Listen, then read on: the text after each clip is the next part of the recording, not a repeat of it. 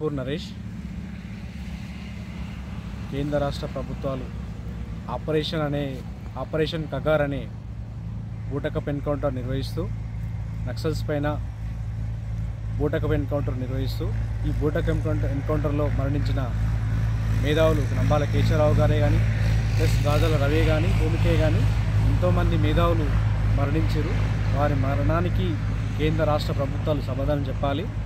వారు ప్రజల కోసం ఎన్నో రాత్రులు పగలను తేడా లేకుండా జీతాలు తీసుకోకుండా స్వచ్ఛందంగా పనిచేస్తున్నారు. వారి పక్షాన మేమందరం ఈరోజు మేము కేంద్ర రాష్ట్ర ప్రభుత్వాలని ఎదురుస్తున్నాం, మాట్లాడుతున్నాం. వారు చేసినటువంటి ప్రజల సంఘటిత కార్యక్రమాలు ఎన్నో ఉన్నాయి.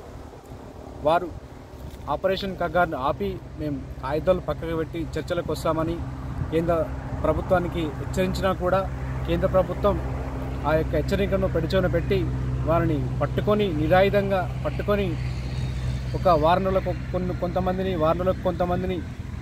బూటకప్ ఎన్కౌంటర్ చేస్తూ మేము ఎన్కౌంటర్ చేస్తామని చెప్పి నిర్వహిస్తారు. ఈరోజు గాజల రవి గారు చనిపోవడం మాకెంతో ఉద్యమానికి తీరని నష్టం. వారి పక్షాన వారు ఆయుధాలు పక్కకు పెట్టి చర్చలకు వస్తామంటున్నారు.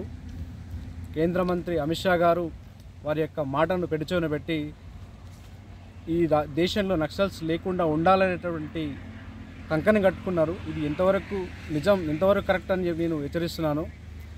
యుద్ధాలు జరిగినప్పుడు సంధి అనేటటువంటి ఉంటుంది. ఇక్కడ మన దేశంలో మహోనిష్ఠులు మేము శాంతి చర్చలకు వస్తున్నామని అంటున్నాము. శాంతి చర్చలకు మేము నిరాకరిస్తున్నటువంటి కేంద్ర ప్రభుత్వానికి మేము ఒక్కటే హెచ్చరిస్తున్నాం.